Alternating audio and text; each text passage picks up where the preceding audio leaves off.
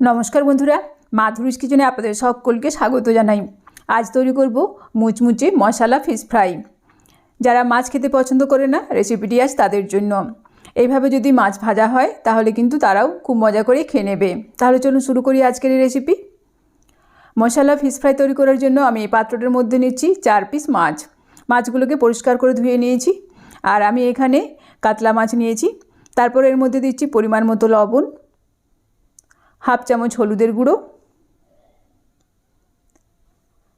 Half চামচ ধনে গুঁড়ো, হাফ চামচ লঙ্কার গুঁড়ো, আর দেব হাফ চামচ গোলমরিচের গুঁড়ো,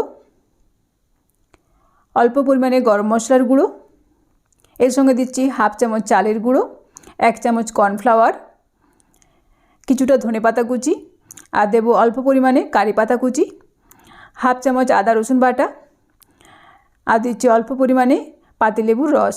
আমি এখানে 1 চামচের মতো পাতিলেবুর রস দিলাম। এবার সবশেষে দেব 1 চামচ সাদা তেল। আপনারা চাইলে সরষের তেলও দিতে পারেন। তারপর সমস্ত মশলার সঙ্গে মাছগুলোকে ভালোভাবে মাখিয়ে নেব।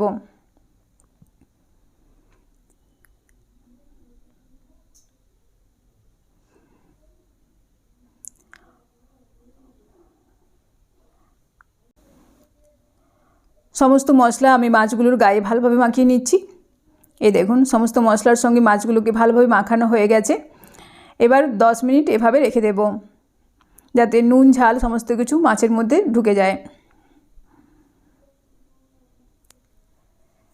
10 মিনিট পর গ্যাস অন করে একটা ফ্রাই প্যান বসিয়ে দিয়েছি। এর মধ্যে দিচ্ছি পরিমাণ মতো সরষের তেল। তেল ভালোভাবে গরম হয়ে যাওয়ার পর এর মধ্যে একটা একটা করে মাছ ছেড়ে দেব।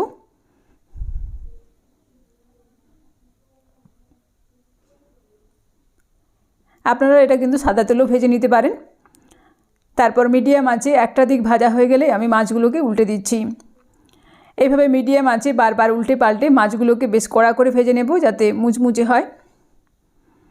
আর এইভাবে মশলা মাখিয়ে মাছগুলো যদি ভাজা হয়, মাছগুলো কিন্তু ভাজার সময় তেল একটুও টানেনি। এই দেখুন, যতটা তেল দিয়েছি ঠিক ততটাই তেল রয়ে গেছে। মাছগুলোকে আমি ভালোভাবে ভেজে নিয়েছি। এবার তেল থেকে ছেঁকে একটা পাত্রের মধ্যে তুলে রাখবো। তারপর গরম গরম এই মশলা ফিশ ফ্রাই পরিবেশন করব। তৈরি হয়ে গেল আমার আজকের রেসিপি মুচমুচে মশলা ফিশ ফ্রাই। এভাবে আপনারাও একবার বাড়িতে বানিয়ে খেয়ে দেখুন, এটা খেতে কিন্তু দারুণ লাগবে। ভিডিওটি ভালো লাগলে অবশ্যই একটা লাইক করবেন, বন্ধুদের মধ্যে শেয়ার করবেন এবং কমেন্ট করে জানাবেন। ভালো থাকবেন, সুস্থ থাকবেন। ফিরে আসছি নেক্সট পর্বে অন্য কোনো ভিডিওর সাথে। ধন্যবাদ।